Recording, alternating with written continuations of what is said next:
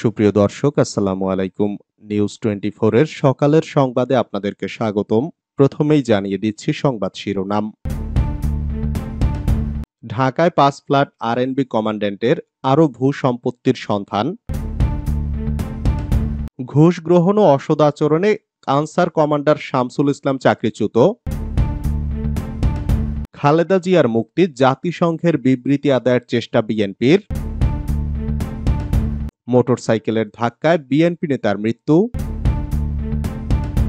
সরকার দমন পীড়ন করে শিক্ষার্থীদের আন্দোলন ধ্বংস করতে চাইছে, মন্তব্য গণতন্ত্র মঞ্চের। এতক্ষণ শুনছিলেন সংবাদ শিরোনাম। পুরো খবর পেতে ভিডিওটি শেষ পর্যন্ত দেখুন। সর্বশেষ সংবাদ পেতে চ্যানেলটি সাবস্ক্রাইব করুন। এবার বিস্তারিত।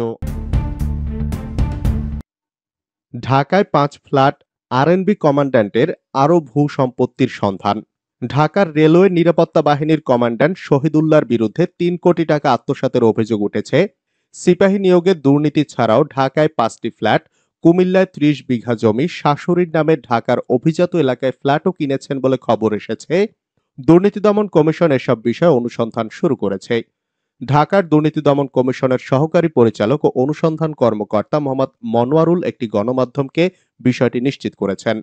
তিনি বলেন, বাহিনীতে নিম্নমানের ইউনিফর্ম দিয়ে ৩ কোটি টাকা আত্মসাৎ ও বিভিন্ন দুর্নীতির মাধ্যমে কোটি কোটি টাকার সম্পদ অর্জনের বিষয়ে আরএনবির কমান্ড্যান্ট শহীদুল্লাহর বিষয়ে অনুসন্ধান শুরু হয়েছে। আমরা ইতোমধ্যে চিঠিও ইস্যু করেছি। গণমাধ্যমের খবরে বলা হয়েছে, গত ২৭ জুলাই দুদক থেকে ইস্যু করা চিঠিতে শহীদুল্লাহর বিরুদ্ধে ৮টি অভিযোগের উপর নথিপত্র চায় দুদক। এর মধ্যে ২০২২-২৩, ২০২৩-২৪ অর্থবছরের ইউনিফর্ম, বুট, মোজা, রেইনকোট, ফগার মেশিন, হ্যান্ডবাইক বিতরণ সংক্রান্ত কাগজ, আরএনবির বিভিন্ন মালামাল ক্রয়ের কাগজ সহ ৮টি বিষয়। এর মধ্যে ৩টি বিষয় নথিপত্র পেয়েছে দুদক। দুদক সূত্র বলছে, ঢাকার শান্তিনগর অবস্থিত রূপায়ণ টাওয়ারের ৩য় তলায় শাশুড়ির নামে একটি ফ্ল্যাট কিনেছেন শহীদুল্লাহ। শাশুড়ির কোনো আয়ের উৎস নেই। যেদিন থেকে কিনেছেন ওই দিন থেকে স্ত্রী, সন্তান সহ সেখানে থাকেন শহীদুল্লাহ। ঢাকা মহানগরের রাজারবাগ পুলিশ লাইন সংলগ্ন শান্তিনগরের রূপায়ণ টাওয়ারের ৩য় তলার এই ফ্ল্যাটের দাম প্রায় ৩ কোটি টাকা। ওই ফ্ল্যাটের পাশেই রয়েছে তার ৬ তলা একটি ভবন। ঢাকার উত্তরায় ৩টি, রাজধানীর মুগদাপাড়ায় আরও ২টি প্লট ও কুমিল্লায় ঢাকা কুমিল্লা হাইওয়ের পাশে ৩০ বিঘা জমি কিনেছেন বলে অভিযোগ শহীদুল্লাহর বিরুদ্ধে। ঘুষ গ্রহণ ও অসদাচরণে আনসার কমান্ডার শামসুল ইসলাম চাকরিচ্যুত। ঘুষ গ্রহণ, ঊর্ধ্বতন কর্মকর্তার সঙ্গে অসদাচরণ ও তদন্ত কমিটিকে লাঞ্ছিত করায় মদন উপজেলা আনসার কোম্পানি কমান্ডার শামসুল ইসলামকে চাকরিচ্যুত করা হয়েছে। আনসার ও গ্রাম প্রতিরক্ষা বাহিনীর নেত্রকোনা জেলা কমান্ড্যান্ট গোলাম মৌলা তুহিন শুক্রবার এ তথ্য নিশ্চিত করেছেন। এর আগে ২৩ জুন জেলা কমান্ড্যান্ট গোলাম মৌলা তুহিন স্বাক্ষরিত এক অফিস আদেশে তাকে চাকরিচ্যুত করা হয়। জানা গেছে, উপজেলা পরিষদ নির্বাচনে আনসার সদস্যদের দায়িত্ব দেওয়ার কথা বলে বিভিন্ন জনের কাছ থেকে উৎকোচ নেন উপজেলা answer company commander Shamsul Islam, কিন্তু তার তালিকা অনুযায়ী অনেক সদস্যকে দায়িত্ব দেওয়া হয়নি। এ বিষয়ে জানতে চাওয়ায় উপজেলা আনসার ভিডিপি কর্মকর্তা রিমি ফেরদৌসিকে অশ্রাব্য ভাষায় গালাগাল করেন answer company commander Shamsul Islam. তার অভিযোগের পরিপ্রেক্ষিতে ৩ সদস্যের তদন্ত কমিটি গঠন করেন জেলা কমান্ড্যান্ট। পরে তদন্ত কমিটির প্রধান সহকারী জেলা কমান্ড্যান্ট মোহাম্মদ আব্দুস সামাদ সহ আরো ২ সদস্য ২৬ মে উপজেলা আনসার ভিডিপি অফিসে তদন্তে যান। ওই দিন উপজেলা answer company commander Shamsul Islam তদন্ত কমিটির সামনে কাগজপত্র ছিঁড়ে ফেলেন এবং কমিটির সব সদস্যকে লাঞ্ছিত করেন। আনসার ও গ্রাম প্রতিরক্ষা বাহিনীর জেলা কমান্ড্যান্ট গোলাম মৌলা তুহিন জানান, তদন্তে সব অভিযোগ প্রমাণিত হওয়ায় কোম্পানি কমান্ডার শামসুল ইসলামকে চাকরিচ্যুত করা হয়েছে। খালেদা জিয়ার মুক্তি, জাতিসংঘের বিবৃতি আদায়ের চেষ্টা বিএনপির। বিএনপি চেয়ারপারসন খালেদা জিয়ার মুক্তি ও তার সুচিকিৎসার দাবিতে রাজপথের কর্মসূচিতে রয়েছে দলটি। একই সঙ্গে কূটনৈতিক তৎপরতাও অব্যাহত রেখেছে দলটির নেতারা। এই ইস্যুতে দলটি জাতিসংঘের হস্তক্ষেপ চায়। দলটির নেতারা মনে করেন, জাতিসংঘ বিবৃতি প্রদান করলে খালেদা জিয়ার মুক্তি আন্দোলন আরো জোরদার করা যাবে। বিবৃতি আদায়ের জন্য বিএনপির অন্তত ৩ জন নেতা দেশের বাইরে গিয়ে কাজ করছেন বলে দলটির একাধিক সূত্র নিশ্চিত করেছেন। এদের মধ্যে যুক্তরাষ্ট্রে অবস্থান করছেন দলটির স্থায়ী কমিটির সদস্য ডক্টর আব্দুল মঈন খান। প্রায় ১.৫ মাস যুক্তরাষ্ট্রে অবস্থান করে গত মাসে দেশে ফিরেছেন দলটির আর এক স্থায়ী কমিটির সদস্য আমির খসরু মাহমুদ চৌধুরী। আর বিএনপির চেয়ারপারসনের আন্তর্জাতিক সম্পর্ক বিষয়ক সহায়ক কমিটির সদস্য শামা ওবায়দও বর্তমানে দেশের বাইরে অবস্থান করছেন এই ইস্যুতে। সূত্রগুলো বলছে ইতোমধ্যে যুক্তরাষ্ট্র সরকার ও জাতিসংঘের বেশ কয়েকজন উচ্চপদস্থ কর্মকর্তার সঙ্গে বৈঠক করেছেন দায়িত্বপ্রাপ্ত নেতারা। বৈঠকগুলো এখন পর্যন্ত পুরোপুরি ফলপ্রসূ না হলেও চেষ্টা অব্যাহত রেখেছেন তারা। তবে দায়িত্বপ্রাপ্ত এসব নেতাদের গ্রহণযোগ্যতা নিয়ে দলের মধ্যেও আলোচনা রয়েছে। কেননা এর আগেও এই নেতাদের দায়িত্ব দেওয়া হলেও পুরোপুরি সফল হতে পারেনি তারা। এর পেছনে কারণ হচ্ছে যুক্তরাষ্ট্র ও জাতিসংঘের কর্মকর্তাদের সঙ্গে তারা সরাসরি যোগাযোগ রক্ষা করতে পারেননি, বরং যুক্তরাষ্ট্র বিএনপির নেতাদের সহায়তায় বৈঠকের শিডিউল ঠিক করতে হয় তাদের। ফলে অনেক সময় এসব বৈঠক শুধুই আনুষ্ঠানিকতায় পরিণত হয়। সূত্রের দাবি এসব নেতাদের ব্যর্থতার কারণে দ্বাদশ জাতীয় সংসদ নির্বাচনের আগে দলের ভারপ্রাপ্ত চেয়ারম্যান তারেক রহমান বাধ্য হয়ে মহাসচিব মির্জা ফখরুল ইসলাম আলমগীরকে দায়িত্ব দিয়েছিলেন। তার নেতৃত্বে একটি প্রতিনিধি দল বেগম জিয়ার মুক্তির জন্য করণীয় নির্ধারণ করেন এবং যুক্তরাষ্ট্র ও জাতিসংঘের বাংলাদেশস্থ মিশনে যোগাযোগ করেন। সেখানে বিএনপির পক্ষে চিঠি দিয়ে সদর দপ্তরের সঙ্গে যোগাযোগের অনুরোধ করেন, যার প্রেক্ষিতে খালেদা জিয়ার মুক্তির জন্য জাতিসংঘের মানবাধিকার বিষয়ক হাইকমিশনারকে গত ১ বছরের ১ নভেম্বর প্রধানমন্ত্রী শেখ হাসিনার কাছে পাঠান। মানবাধিকার বিষয়ক হাইকমিশনার ফলকার টুর্ক তার চিঠিতে উল্লেখ করেন, আমি খালেদা জিয়াকে মুক্তি দেওয়ার বিষয়টি বিবেচনা করার জন্য আপনার সরকারের প্রতি আহ্বান জানাই, যাতে তিনি দেশের বাইরে জরুরি ও বিশেষ চিকিৎসা সেবা নিতে পারেন। মোটরসাইকেলের ধাক্কায় বিএনপি নেতার মৃত্যু। নোয়াখালী সদর উপজেলায় মোটরসাইকেলের ধাক্কায় মোহাম্মদ আজাদ নামে এক বিএনপি নেতার মৃত্যু হয়েছে।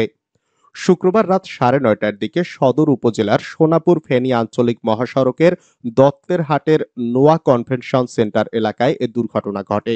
নিহত মোহাম্মদ আজাদ নোয়াখালী পৌরসভার ৬ নম্বর ওয়ার্ড বিএনপির সহসভাপতি ও গোপাই এলাকার সওদাগর বাড়ির শামসুল হকের ছেলে। পুলিশ ও স্থানীয়দের সঙ্গে কথা বলে জানা যায়, উপজেলার সোনাপুর ফেনী আঞ্চলিক মহাসড়কের নোয়া কনভেনশন সেন্টার সংলগ্ন রহমানিয়া রাস্তার মাথায় মূল সড়কের উপর দিয়ে রাস্তা পারাপারের সময় একটি দ্রুতগতির মোটরসাইকেল তাকে ধাক্কা দেয়। এতে তিনি সড়কে ছিটকে পড়ে গুরুতর আহত হন। তাৎক্ষণিক স্থানীয়রা তাকে উদ্ধার করে ২৫০ শয্যা বিশিষ্ট নোয়াখালী জেনারেল হাসপাতালে নিয়ে গেলে কর্তব্যরত চিকিৎসক তাকে মৃত ঘোষণা করেন। সরকার দমন পীড়ন করে শিক্ষার্থীদের আন্দোলন ধ্বংস করতে চাইছে, মন্তব্য গণতন্ত্র মঞ্চের। সর্বজনীন পেনশনে প্রত্যয় কর্মসূচির বিরুদ্ধে সারা দেশে পাবলিক বিশ্ববিদ্যালয়ে শিক্ষকদের কর্মবিরতি এবং শিক্ষার্থীদের কোটা বিরোধী আন্দোলনের সমর্থন জানিয়েছে গণতন্ত্র মঞ্চ। মঞ্চের নেতারা অভিযোগ করেছেন, সরকার গুন্ডা বাহিনী, হেলমেট বাহিনী দিয়ে পাহারাদার বসিয়েছে এবং দমন পীড়ন করে শিক্ষার্থীদের আন্দোলন ধ্বংস করতে চাইছে। শুক্রবার দুপুরে জাতীয় প্রেস ক্লাবের সামনে এক সমাবেশে গণতন্ত্র মঞ্চের নেতারা এই কথাগুলো বলেন। প্রধানমন্ত্রীর ভারত সফরে সম্পাদিত দেশের স্বার্থ বিরোধী বিভিন্ন সমঝোতা স্মারকের প্রতিবাদে এই সমাবেশের আয়োজন করে গণতন্ত্র মঞ্চ। সমাবেশের পর বিক্ষোভ মিছিল পুরানা পল্টন মোড়ে গিয়ে শেষ হয়। গণতন্ত্র মঞ্চের সমন্বয়ক ও গণসংহতি আন্দোলনের প্রধান সমন্বয়কারী জোনায়েদ সাকি বলেন, সরকার এক মরণ খেলায় নেমেছে, মানুষকে হত্যা করছে, গুম করছে, দেশ ধ্বংস করছে, তবু তারা ক্ষমতা ছাড়বে না। তিনি আরো বলেন, শিক্ষার্থীরা নেমেছে কোটা সংস্কারের জন্য, শিক্ষকেরা আন্দোলনে নেমেছেন। এসব আন্দোলন ফুঁসে উঠছে বলে গুন্ডা বাহিনী, হেলমেট বাহিনী পাহারাদার বসিয়েছে, আন্দোলনকে দমন পীড়ন করে ধ্বংস করতে চাইছে। শিক্ষার্থীদের সর্বজনীন পেনশন ও শিক্ষার্থীদের কোটা বিরোধী আন্দোলনের সমর্থন জানিয়ে জোনায়েদ সাকি বলেন, ছাত্রদের এই আন্দোলনে বিরোধী দল কোনো ষড়যন্ত্র করছে না। ছাত্রদের আন্দোলনকে সমর্থন জানাই, শিক্ষকদের আন্দোলনকে সমর্থন জানাই। এই দেশের জনগণের প্রতিটি আন্দোলনে আমরা আছি, থাকব। দাবা খেলতে খেলতেই মারা গেলেন গ্র্যান্ডমাস্টার জিয়া। জাতীয় দাবা চলাকালে মারা গেছেন গ্র্যান্ডমাস্টার জিয়াউর রহমান। শুক্রবার বিকেলে আর এক গ্র্যান্ডমাস্টার এনামুল হক রাজীবের বিপক্ষে লড়ছিলেন তিনি।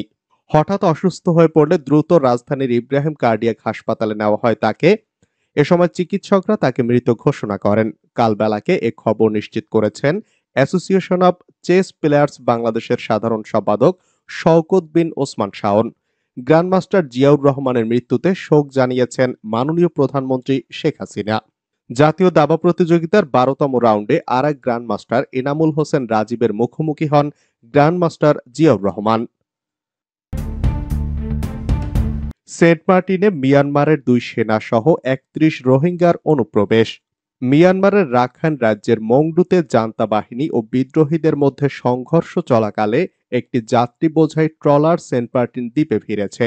তাদের মধ্যে মিয়ানমারের সীমান্তরক্ষী বাহিনী, বর্ডার গার্ড পুলিশের 2 সশস্ত্র সদস্য ও 31 জন রোহিঙ্গা।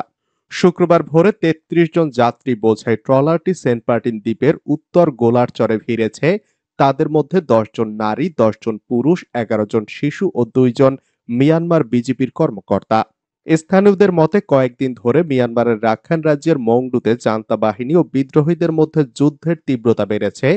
এমন পরিস্থিতিতে সেখানকার বাসিন্দারা অন্য কোথাও আশ্রয় নিচ্ছেন। এর অংশ হিসাবে রোহিঙ্গা বহনকারী নৌকাটি মংডু শহর হতে মিয়ানমার নৌবাহিনীর জাহাজে করে সিটোয়ে শহরে যাত্রা করে। মাঝপথে নৌকাটি জালের সঙ্গে আটকে ইঞ্জিন বন্ধ হয়ে যায়। পরে বৃষ্টি ও ঝড়ের কবলে পড়ে সেন্ট মার্টিনের উত্তর পশ্চিম বিচে আশ্রয় নেয়। স্থানীয়রা দেখতে পেয়ে আইনশৃঙ্খলা বাহিনীকে বিষয়টি অবহিত করে। পরে তাদের একটি হোটেলে নেওয়া হয়।